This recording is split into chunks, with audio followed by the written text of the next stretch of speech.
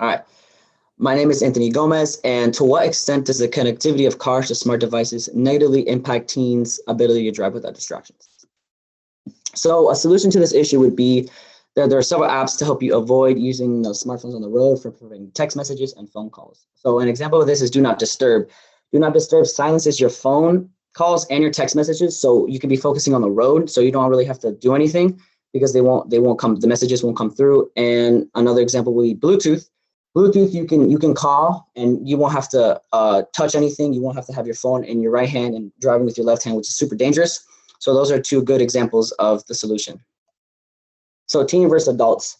So teen drivers are 4 times more likely than adults to get into a car crash or near car crashes when talking or texting on a cell phone. So an example, teens are that just got their permit or just got their license are super immature or inexperienced. So they won't really know. They already think that the world is how do I say this? They think reality is everything's happy and dandy, in which reality, that's not how the reality works. So it says here that if you have another passenger or 2 passengers, you're 4 times more likely to crash. So it just shows immaturity because you know the risk, but you keep doing it. So yeah.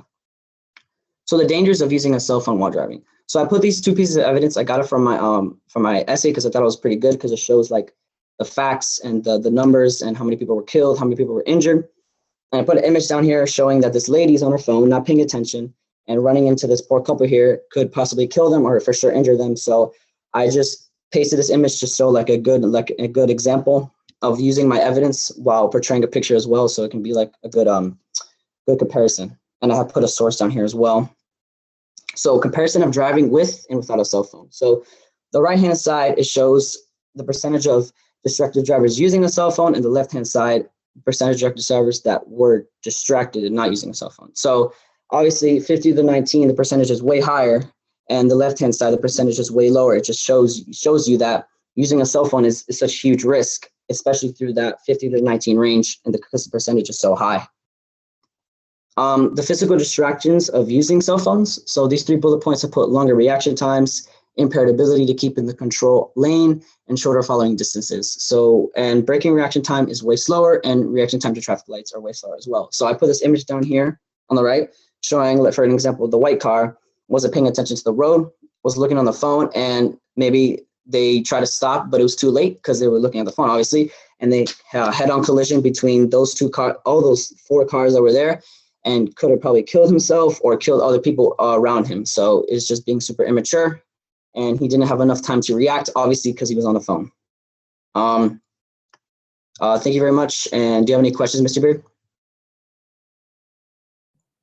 I do have 2 questions for you. Cool.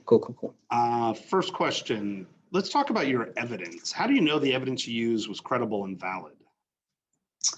Well, how do I know my evidence was credible and valid? Yeah. Well, I got it from a credible source, from like an attorney source, and law. Oh my God. Sorry, Mr. Beard. I'm sorry.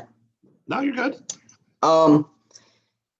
It was just a reliable source. It just made a lot of sense, and the facts stated that how many people were killed, and I just put it in my essay and my slide as well. Yeah. Okay. If you were going to give advice to someone who does a presentation on this topic in the future, what advice would you have for them?